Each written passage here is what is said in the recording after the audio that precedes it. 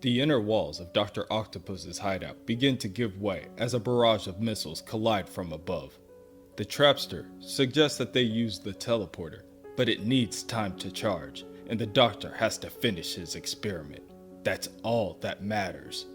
Peter instructs Hydro Man and Scorpion to distract their attackers for the moment, but not to harm them in any way. Dr. Octopus's three new henchmen all look at each other with raised eyebrows. The Scorpion disregards the order, stating that the team only needs one alive for questioning. But, for the record, the Doctor has been acting very strange lately. That's twice now with the "don't hurt cops" garbage. Maybe it's just because the Doctor knows that his time is short. Maybe his guilt is finally starting to weigh on him. Hydro Man has seen the Vulture do the exact same thing. As he and Scorpion dispatch the attacking Spider Slayer patrollers, the only thing they are concerned with is the payment. Inside the base, Peter completes his project, but before he can announce it, the Trapster tells him that he already knows what the Doctor is up to. The Trapster tells Dr. Octopus that he is not an idiot. Dr. Octopus is dying, and he's going to use this device, this brain swap technology, to take the Trapster's body. Peter tells him that he's close, but no cigar, before using his mechanical arms to grab the Trapster's glue guns and stick him to the wall, leaving him for the incoming police forces. Peter then summons a submarine for him, Scorpion, and Hydro Man to depart with. When the two ask about the Trapster, Dr. Octopus only tells them that they're better off without him. Elsewhere, in Spider-Man's secret safe room, the group of innocents begin to worry. They can only reason that being cut off from the outside world must somehow be part of Spidey's secret plan. Jay, being family now, tells the worrying Aunt May that he used his powers as mayor to track down Peter, telling her that Peter just recently bought a ticket to Brussels. He's out of the country. Safe. His father, J. Jonah Jameson Sr., smiles and thanks his son. As Jay puts it, he may be a pig-headed fool, but it shouldn't take a plane falling out of the sky to remind him how important family is. Mary Jane, finding herself alone with her thoughts, decides that it may be time for a miracle. She clicks on the intercom to the lab that Spider-Man resides in to ask if they can speak, but he tells the woman that he is busy and that she needs to go away.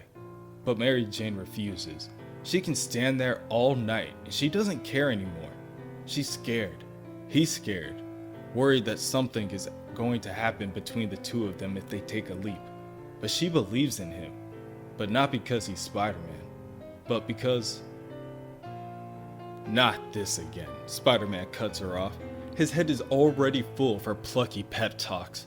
Over and over. And look, here's a fresh one for his ears to enjoy. That's all she is now. The plucky best friend with the one motivational speech. And what's the point? Why is she still even around? The sudden outburst leaves Mary Jane speechless. Spider-Man turns to walk away, and Mary Jane professes her love for him. Spider-Man stops walking and turns back around. Then he pulls his mask off and kisses Mary Jane. Meanwhile, underneath Columbus Circle, Dr. Octopus's submarine emerges. Both Hydro Man and Scorpion are unfamiliar with their location, but Dr. Octopus tells them to be quiet. He needs to be able to focus in order to remember the code. His liver is failing. Both kidneys are shot. The pain is excruciating, and there is not much time left. This is Peter's last shot. After this, he has nowhere else to go. As Peter finishes punching in the correct passcode and the three enter the elevator, what his two henchmen don't know is that this elevator that they are currently accessing is not one of the Doctor's bunkers.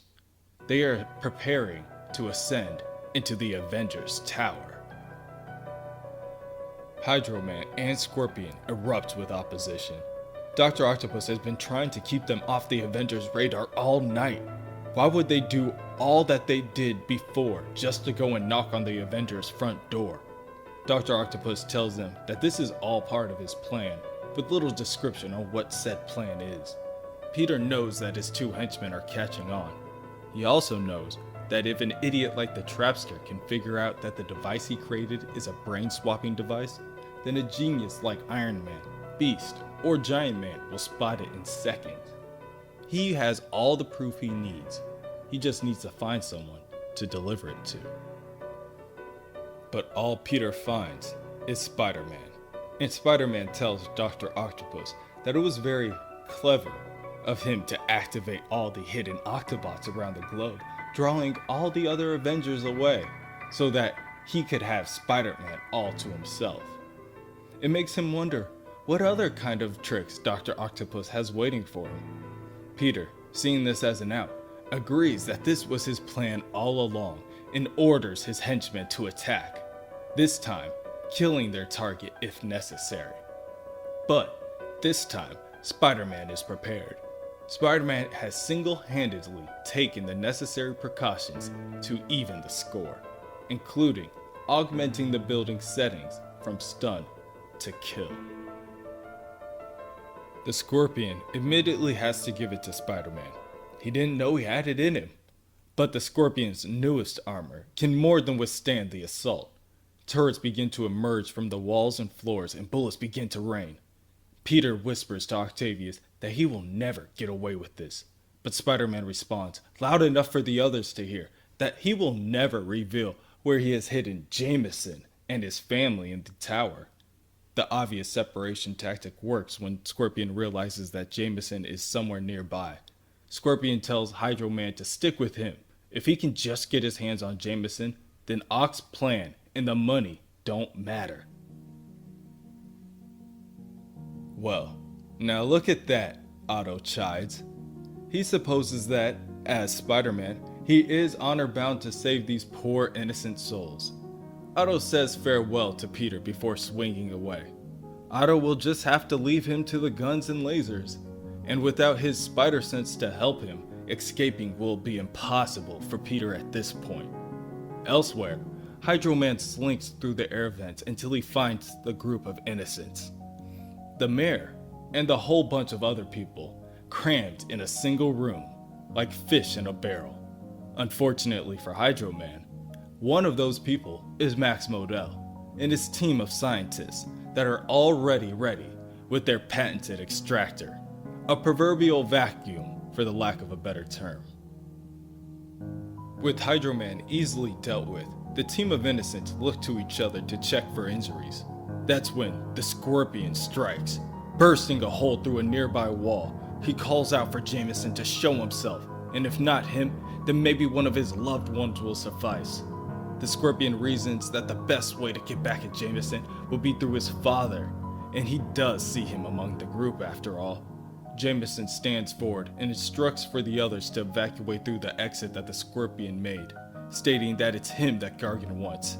He is the one to blame for getting him turned into a freak. If Gargan is going to take out his anger on anyone, then it should be Jonah. Well, that seals it then. With that in mind, Gargan will just have to go for Jameson's new mother-in-law, the sweet old lady May. At that moment, Spider-Man swings in, landing in between Scorpion and the innocents, and then leaps forward, landing a powerful kick across Scorpion's face, telling Scorpion that he won't allow him to harm a single hair on the woman's head. Within his mind, a powerful memory of Peter and May stirs awake and stuns Otto. The Scorpion uses this opportunity to swing its tail at Spider-Man, but Spider-Man's senses alert him, allowing him to dodge. Otto has had enough of this. Enough! Spider-Man launches forward with a powerful haymaker from the right and knocks Scorpion's jaw completely off his body. Aunt May shields her eyes from the brutality. Deep down, she knew that Spider-Man was a menace. The one place that wasn't armored on Scorpion's body was taken clean off. Otto always knew that Peter's body held so much power. But this? After all these years, Otto finally realizes that Peter must have been holding back, showing him mercy. But he's not Peter. Jameson approaches Spider-Man, hand extended, eagerly awaiting to shake his hand. Spider-Man saved his family after all. The least he could do was thank him properly.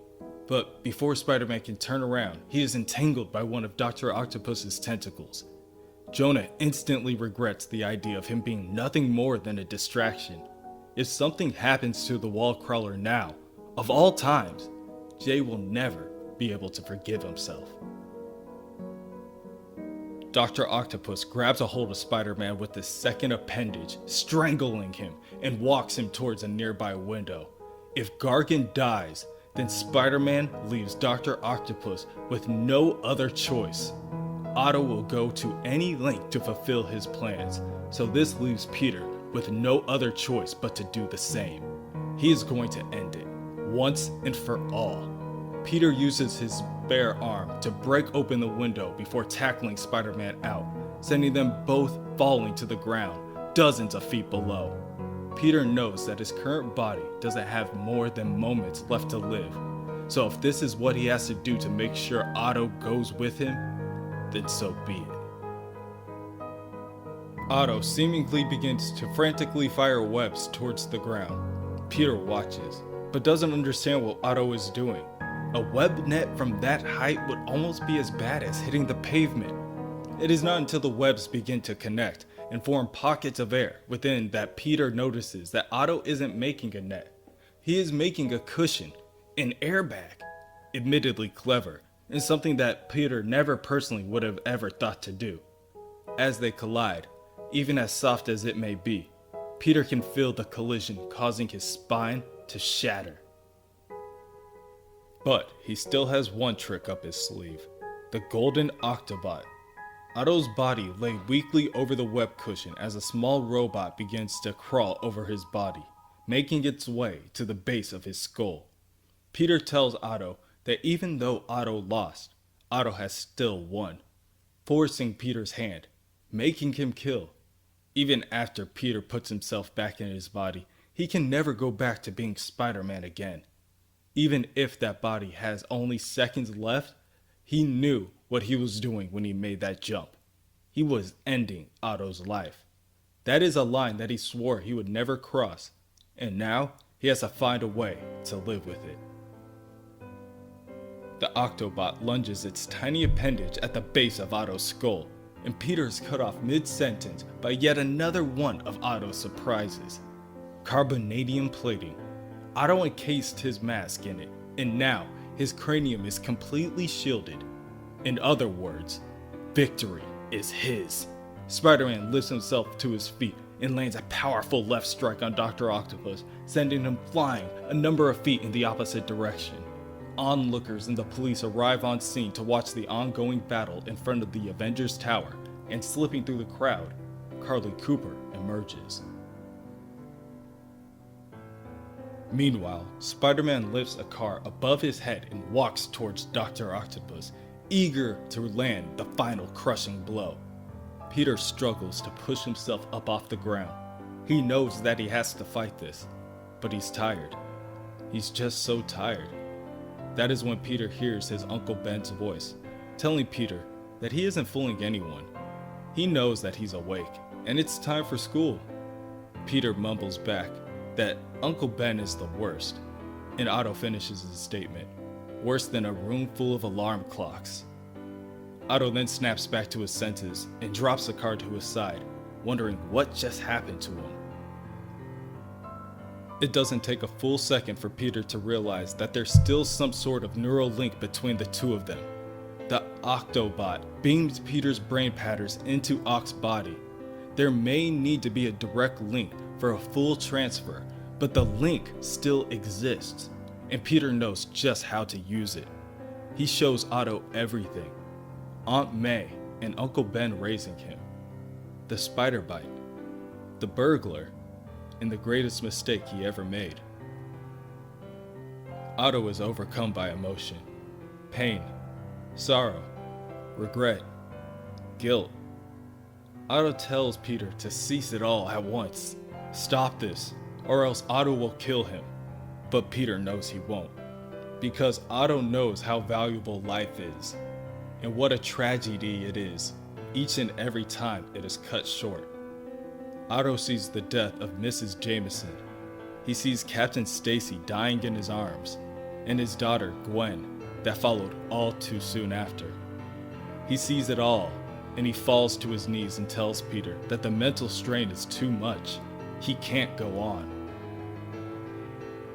But Peter tells him he can. Otto will be surprised at how much he can do and how much things are worth fighting for. Otto sees himself beating Morlun, lifting the unliftable, besting the symbiote, stopping the Juggernaut, stopping himself from killing Dr. Octopus. He sees the impossible. He sees all the feats that Spider-Man had done up till now. Not only can he see it, he can feel it. He lived it. And Peter tells him that he would do it all again, even saving Otto, because that's what that's who they are. The group of innocents arrive on the scene, and Mary Jane sees Carly waiting on the front lines. She rushes to join her, and Carly catches her up on what she can. At the moment, they are still too far away to hear anything. Meanwhile, Otto gently lifts Peter's head so that he may give his last words.